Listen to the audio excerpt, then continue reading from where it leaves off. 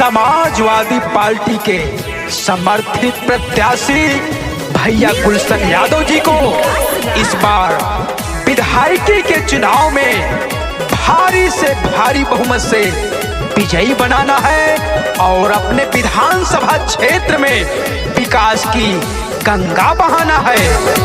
आसरा म्यूजिक। गुलशन भैया को अब की जिताना है, रैली में आई बताना है। गुलशन भैया को अब की जिताना है, रैली में आई बताना है। समाजवादी को अब की जिताना है, रैली में आई बताना है। समाजवादी को अब की जिताना है, रैली में आई बताना है।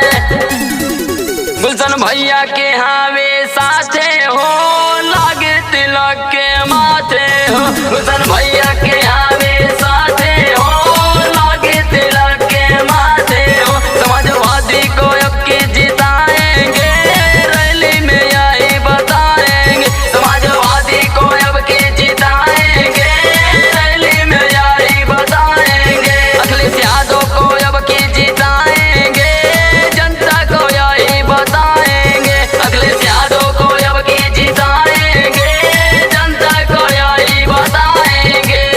आसरा म्यूजिक। संजय मनोज सब